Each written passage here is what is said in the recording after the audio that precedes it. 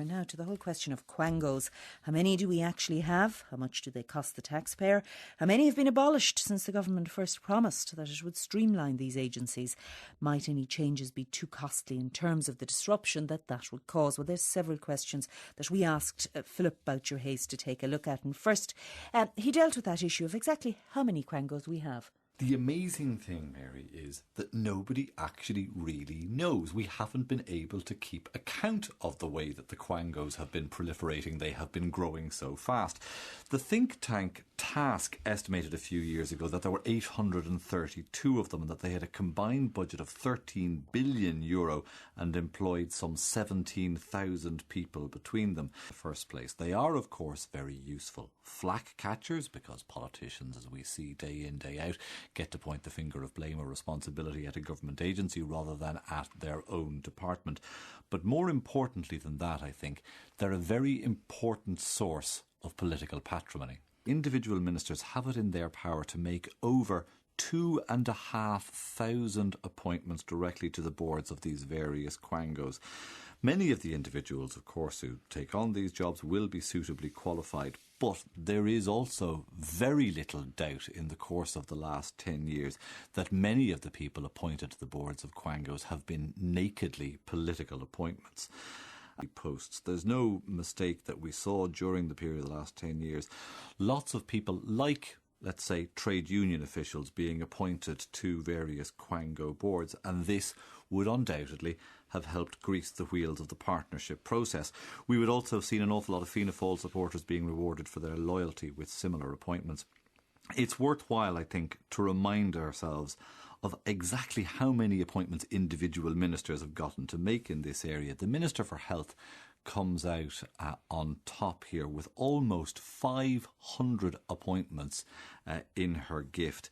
The Minister for Justice, who would be able to make appointments to things like prison visiting committees and so on, a notoriously easy way to earn expenses.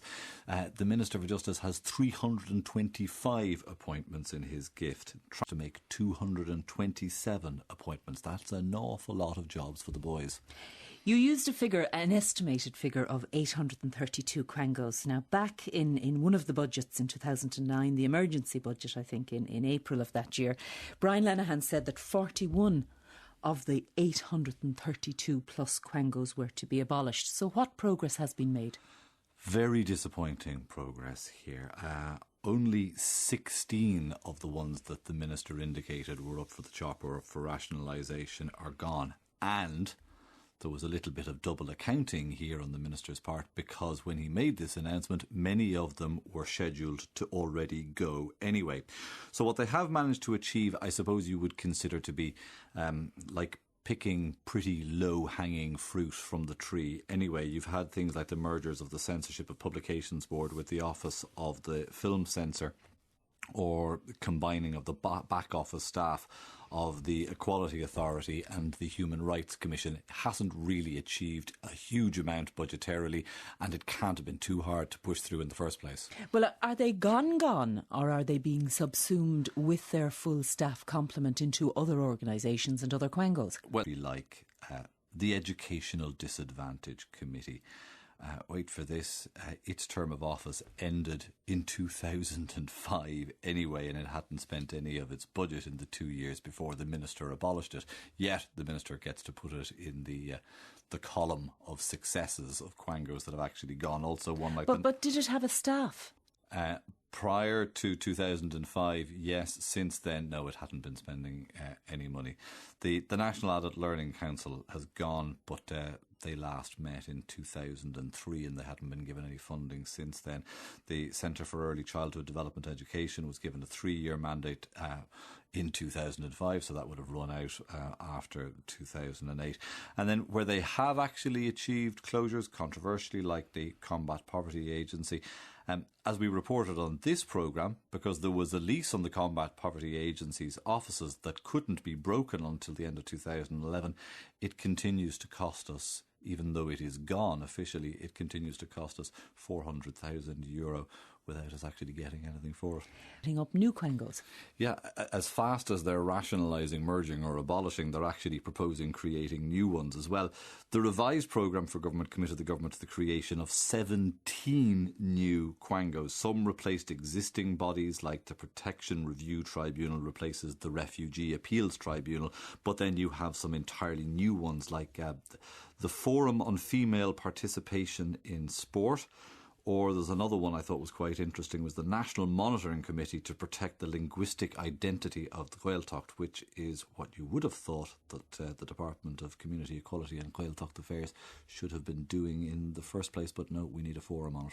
All right, but we have a roadmap. We have a roadmap for the abolition of Quangos. It was designed by Colin McCarthy and his board SNP. So come the next budget, and we know we're heading off into a 4-year plan, are we going to see greater emphasis on abolishing or subsuming Quangos in some way?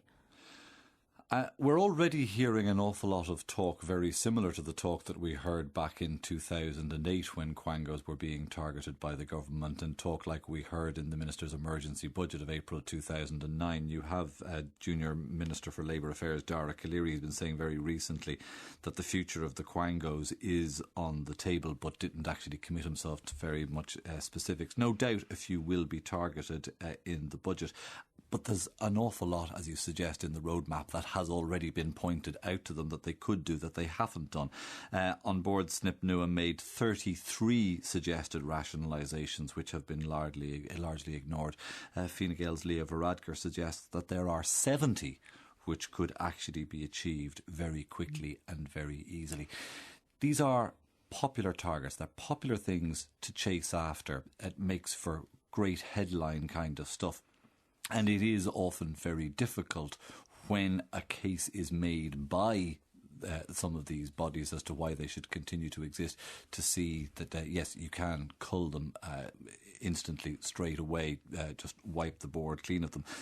So it's a thorny one for the government to grasp, but there are savings to be made here. That some of them are run a good deal more efficiently than government departments, but for the people who are working in them, while their salaries are tied to those of public servants in equivalent grade, they don't very often have public service pensions. So if the Quango was to be culled, many, if not all, of the people working for the Quango would end up being subsumed into a government department. There would be a knock-on disruption to public services while all of that happened. And at the end of the day, the pensions bill would end up being a hell of a lot more expensive, so kind of self-defeating.